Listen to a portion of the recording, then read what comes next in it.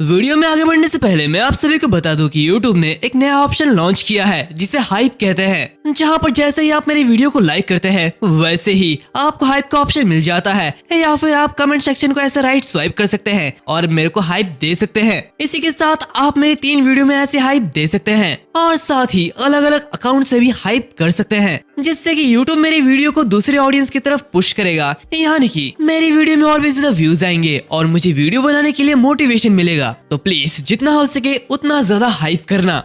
अगर तुम लोगों ने इसके पिछले पार्ट को नहीं देखा है तो प्लीज जाके देख लो। हम बाहर डेजर्ट में चेंगहान और मुसाशी को देखते हैं, जो कि लुफन के हाथों मरते मरते भागे हैं। अपने आप को जिंदा होते हुए देख मुसाशी बहुत ही ज्यादा हैरान होता है। वो कहता है वो सच में जिंदा हो गया, क्योंकि पहले उसे यकीन नहीं था कि सच में चेंगहान की ये एबिलिटी वर्क करती है या फिर नहीं। वो उससे कहता है कि ये तो बहुत ही ज्यादा अमेजिंग है, अब उन दोनों को मौत से डरने की कोई भी जरूरत नहीं है। जहाँ पर चेंगहान उसे चुप होने के लिए बोलता है और कहता है कि लुफन के पास 9 रियल्म के 3 डीमंस है और इसी के साथ उन सभी की आर्मी भी है, और अगर वो दोनों मिलकर भी उसे नहीं मार सकते तो भले ही एक बार रिवाइव होना हो या फिर 10 बार रिवाइव होना हो, ये काम नहीं आएगा और वो बस अब 5 बार ही रिवाइव हो सकते हैं। ये देखते हुए मुसाशी से कहता है मुझे माफ करना, जब मैं तुमसे मिला था तब मैंने एक को वेस्ट कर दिया था। चेंगहान कहता है हम इतनी लापरवाही से अपनी लाइफ को बर्बाद नहीं कर सकते हैं, हमें एक और डार्क स्पायर को ढूंढना होगा जहाँ पर कोई प्लेयर ना हो और ये पता लगाना होगा कि आखिर उसने उन डीमंस को अपने कंट्रोल में कैसे लिया। वो बस एक ड्रैगन टेमर है, डिमोनिक बीस्ट को कंट्रोल करना ये उसके प्रोफेशन स्किल का पार्ट नहीं है, और अगर वो ऐसा कर सकता है तो हम भी कर सकते हैं। पीछे से मुसाशी कहता है अगर ऐसे है तो उन लोगों को जल्दी करना चाहिए, इन 5 लाइफ्स के अंदर उन्हें लुफन को मारना ही होगा। तभी अचानक से वो फिर से जमीन पर गिर पड़ता है। ये देखते हुए वो बहुत ही ज्यादा हैरान होता है, उसे काफी ज्यादा कमजोर महसूस हो रहा होता है। तो चेंगहान उससे कहता है कि रिवाइव होने के बाद बॉडी की हेल्थ और एनर्जी बहुत ही ज्यादा लो हो जाती है और इसको रिकवर होने के लिए 10 मिनट की जरूरत है। मुसाशी काफी ज्यादा घबरा जाता है। वो कहता है अगर ऐसा ही है तो हम लोग तो खतरे में हैं। चेंगहान कहता है हमें इसे स्लोली करना होगा, सबसे पहले हमें अल्टीमेट मिशन के पास वाले डार्क स्पायर की तरफ जाना होगा।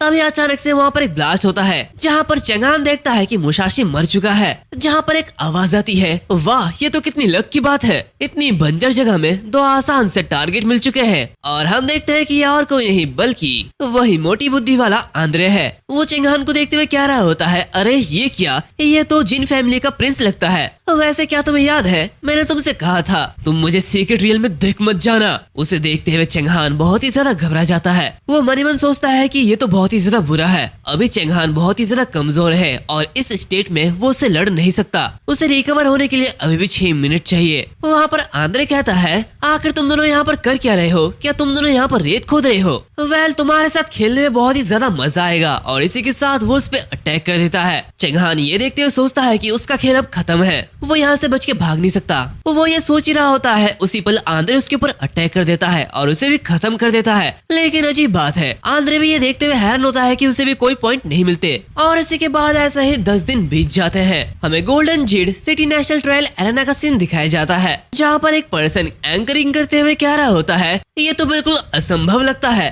ताइक्वे नेशन जो कि इस साल का होस्ट है वो लगभग अपने अंत के करीब है। इस साल की कंपटीशन ये हिस्ट्री की सबसे ब्रूटल कंपटीशन है। इस साल का ट्रायल पे सबसे ज्यादा डेथ हुई है। 23 पार्टिसिपेंट्स में से 11 लोगों की मौत हो चुकी है और 2 लोगों ने सरेंडर कर दिया, और यहाँ पर बस 10 प्लेयर ही बचे हुए हैं, जहाँ पर टॉप 5 पार्टिसिपेंट्स ने अपने रैंक को सेव कर ली है। इसका मतलब यह है कि मिशन को पूरा करना और मॉन्स्टर हंटिंग से पॉइंट बनाना अब ये तुम्हारे रैंकिंग को अफेक्ट नहीं करेगा। अब सिर्फ एक दूसरे को हंट करने से ही चेंजेस आएंगे, यानी कि अब तुम्हें जीतने के लिए एक दूसरे को मारना ही होगा। जहाँ पर नंबर 5 पे है शाकुरा नेशन का रिप्रेजेंटेटिव मुसाशी तेन, जिसके पास 4,60,000 पॉइंट्स है। इसी के साथ इस साल का होस्ट यानी कि ताइक्वे किंगडम का प्रिंस जिन चेंगहान, जो कि रैंक 4 को 5,10,000 पॉइंट से होल्ड करता है। रैंक 3 पर स्नो कंट्री से आंद्रे है, जिसके पास टोटल 6,80,000 पॉइंट्स है। अनफॉर्चुनेटली आंद्रे रैंक 2 को बस 4 दिन के लिए ही होल्ड कर पाया था। खैर रैंक 2 में स्टारशिप कंट्री से चार्ल्स है। यह रिप्रेजेंटेटिव बहुत ही ज्यादा कम मूव करता है, लेकिन उसके इतने सारे पॉइंट्स इसलिए हुए हैं क्योंकि उसने 5 पार्टिसिपेंट्स को हंट किया। हम देखते हैं उसके जो पॉइंट्स होते हैं वो 7,28,115 होते हैं, जहाँ पर हम देखते हैं कि वो एक क्रूज से चिपका हुआ होता है और किसी लॉर्ड का गुणगान कर रहा होता है। लेकिन अब फाइनली हिस्ट्री में सबसे ज्यादा हाई स्कोर करने वाला रिप्रेजेंटेटिव का नाम लिया जाएगा, और आप सभी को तो पता है कि वो कौन होने वाला है। वो ड्रैगन कंट्री से लूफेन है,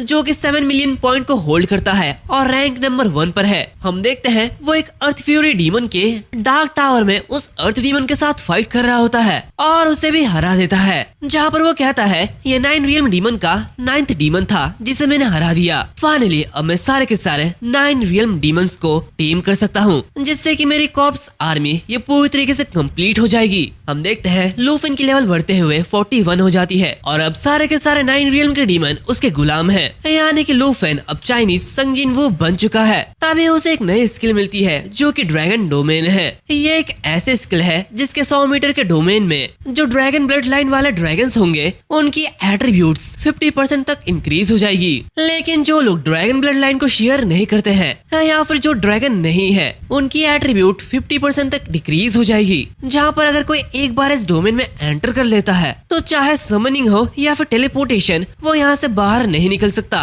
ये देखते हुए लूफेन बहुत ही हैरान होता है। वो कहता है जैसे कि ज़ियाओ फेई से उम्मीद थी, ये एक और बूस्ट टाइप स्किल है, लेकिन ये नॉन ड्रैगन्स के लिए बिल्कुल अलग है। अगर मैं इसका यूज चेंगहान के खिलाफ करूँ तो वो इस ड्रैगन डोमेन के अंदर अपने एबिस एंटागलर को समन नहीं कर पाएगा और अपनी मौत के बाद वो ड्रैगन डोमेन के बाहर टेलीपोर्ट नहीं हो पाएगा। इससे तो मैं उसे आराम से मार सकता हूँ। इसी के साथ वो ज़ियाओ फेई की तारीफ कर रहा होता है। तभी अचानक उसे एक सिस्टम नोटिफिकेशन आता है जहाँ पे उसे बताया जाता है कि उसे एक हंटिंग टारगेट बना दिया गया है, यानी कि कोई इसका हंट करने वाला है। ये देखते हुए लूफेन कहता है आखिर ये बदनसीब कौन है। खैर ये तो बहुत ही ज्यादा बढ़िया है, अब लूफेन को और भी ज्यादा पॉइंट मिलने वाले हैं। इसी के साथ सीन चेंज होता है। हमें नेशनल ट्रायल के सीक्रेट रियल में वोल्केनो का सीन दिखाया जाता है, जहाँ पर हम चार्ल्स के हाथों में एक अजीब से ऑर्ब को देखते हैं। हम देखते हैं कि यही वो पर्सन है जिसने लूफेन को टारगेट बनाया। वो उस ऑर्ब को देखते हुए कहता है तो ये वो मेथड है जिसका यूज करके तुम रैंक 1 को एलिमिनेट करने वाले हो। हम देखते हैं उसके पीछे 2 पर्सन खड़े होते हैं, जिसमें से एक कहता है चार्ल्स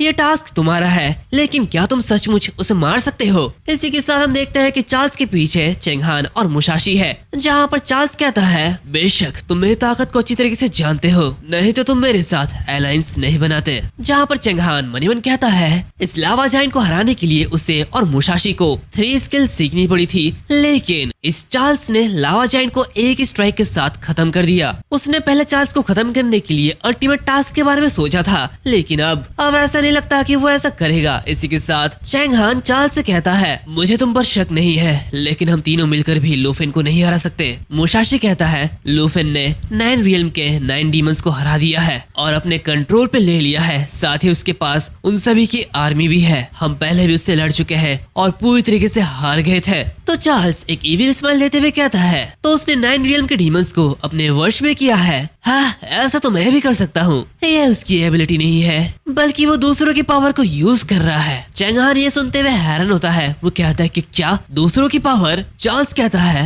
तुम लोग यही जानना चाहते हो कि लूफेन ने आखिर उन 9 रियल्म के डीमंस को अपने कंट्रोल में कैसे लिया? मुझे बस 3 मिनट दो, मैं इसका जवाब देता हूँ। इसी के साथ सीन चेंज होता है। हमें national trial arena management control centre का सीन दिखाया जाता है, जहाँ पर हम उन दोनों ऑफिसर्स को देखते हैं, जिसमें से एक कह रहा होता है मिस्टर किम ने टेलीपोर्ट होने के बाद से हमसे कांटेक्ट नहीं किया, क्या हमें नौकरी से निकाल दिया जाएगा? तो दूसरा पर्सन बैठे बैठे लैपटॉप चलाते हुए कह रहा होता है अरे अरे शुभ शुभ कहो, ऐसा हो सकता है कि वो इसे खुद ही संभाले। मिस्टर किम ने हमें लूफेन पर नजर रखने के लिए कहा था, इसलिए हम बस नजर रख रहे हैं, तो तुम मुसीबत की तलाश मत करो। तभी हम देखते हैं कि वहाँ पर एक लेडी आती है और उस टकले के गले पर अटैक कर देती है। ये देखते हुए दूसरा पर्सन बहुत ही ज्यादा हैरान होता है। उसे समझ नहीं आ रहा कि आखिर यहाँ पर हुआ क्या, क्योंकि चीजें इतनी फास्ट हुई थी कि उसने उस लेडी को देखा भी नहीं। तभी वो लेडी अचानक से उसके पीछे आ जाती है और उसके गले पे वो नाइफ रखते हुए कहती है चिल्लाओ मत, नहीं तो तुम मारे जाओगे। लेकिन वो उसे भी मार देती है। तभी उससे कोई कह रहा होता है सीजल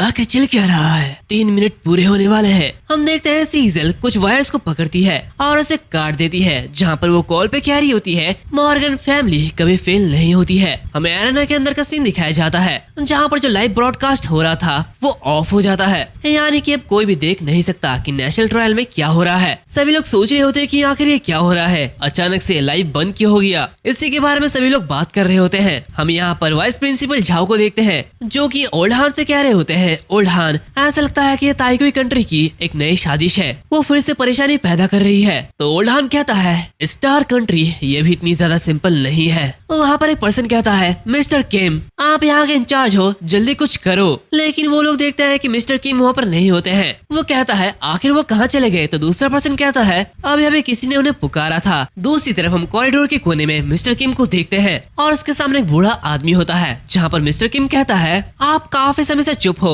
मिस्टर मॉर्गन, आपने कहा था कि आपको मुझसे कुछ बात करनी है। हम देखते हैं कि उसे वो मैसेज मिल चुका होता है, यानी कि मॉर्गन फैमिली कभी फेल नहीं होती। जहाँ पर मिस्टर मॉर्गन मिस्टर जिन से कहते हैं मैंने आपसे ये कहा था कि मैं आपका सिर्फ 3 मिनट लूंगा, लेकिन मैंने ऐसा नहीं कहा कि मैं आपसे कुछ बात करूंगा। तो मिस्टर जिन बहुत ही ज्यादा हैरान होता है। वो कहता है कि क्या तुम मेरे साथ मजाक कर रहे हो, मैं काफी बिजी था और मेरे पास जोक का टाइम बिल्कुल भी नहीं है। तो वो आदमी वहाँ से जाने लगता है और कहता है 3 मिनट खत्म हो चुके हैं, थैंक यू मिस्टर किम, अब मुझे यहाँ से जाना होगा। सीन चेंज होता है, हमें नेशनल ट्रायल के अंदर का सीन दिखाया जाता है, जहाँ पर वो दोनों चार्ल्स की बातें सुनते हुए हैरान होते हैं। मुसाशी कहता है क्या तुम ये कह रहे हो कि लू फेन उस फॉलन कॉप्स एंशिएंट गॉड का सर्वेंट बन चुका है, जिसकी वजह से वो एंशिएंट गॉड की पावर को यूज कर पा रहा है और 9 रियल्म के डीमंस को कंट्रोल कर पा रहा है। तो चेंगहान कहता है एक ancient existence, countless ancient gods, ये तो बिल्कुल एक फेरी टेल की कहानी जैसी लग रही है। चार्ल्स उन दोनों से कहता है मैं समझता हूँ कि इस पर यकीन करना बहुत ही ज्यादा मुश्किल है क्योंकि यह अनइमेजिनेबल है, लेकिन आखिरकार एंशिएंट गॉड्स ये हेवन से एक ब्लेसिंग है। तुम्हारी पावर चाहे जो भी हो, इसकी थोड़ी सी मात्रा ही तुम्हारे ट्रांसफॉर्मेशन को बूस्ट कर देती है।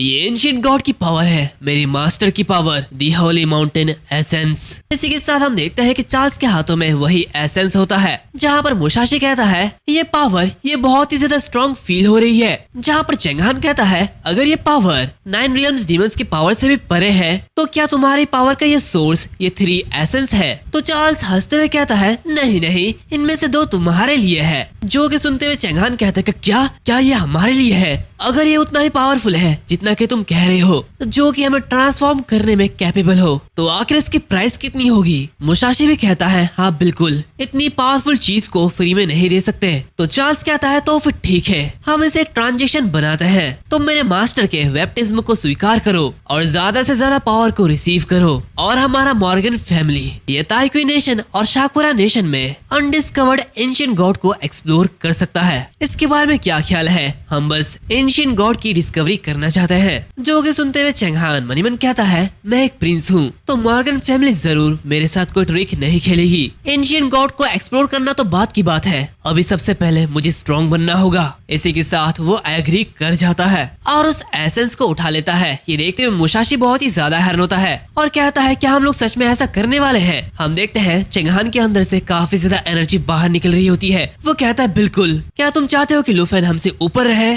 अगर वो एंशिएंट गॉड की पावर का यूज कर सकता है तो हम भी कर सकते हैं। यहाँ पर चार्ल्स मुसाशी को भी वो एसेंस दिखाते हुए कहता है क्या तुमने भी सोच लिया कि तुम्हें क्या करना है, जल्दी करो नहीं तो बाहर के लोग ये सब देख लेंगे और तुम अपना मौका खो दोगे। तो मुसाशी भी उसे एक्सेप्ट कर लेता है। तो ये देखते हुए चार्ल्स कहता है तो फिर ठीक है, लेकिन याद रखना तुम बाद में इसके खिलाफ नहीं जा सकते। जितना ज्यादा तुम ट्रांसफॉर्म होने के लिए सबमिट करोगे, मेरे मास्टर तुम्हें उतना ही ज्यादा पावरफुल बना देंगे। इसी के साथ वो आखिरी टुकड़े को देखता है। जहाँ तक बात है इस आखिरी टुकड़े की, तो ये मैंने लू फेन के लिए तैयार किया है ताकि मैं उसे मेरा हॉली माउंटेन पपेट बना सकूं। और ये कहते हैं वो जोरों से हंसने लगता है। एंड इसी के साथ ये जो एपिसोड है वो यहाँ पर खत्म होती है। उम्मीद है तुम लोगों को ये एपिसोड बहुत ही ज्यादा अच्छा लगा होगा। मिलते हैं हम अगले वीडियो में, तब तक के लिए बाय बाय।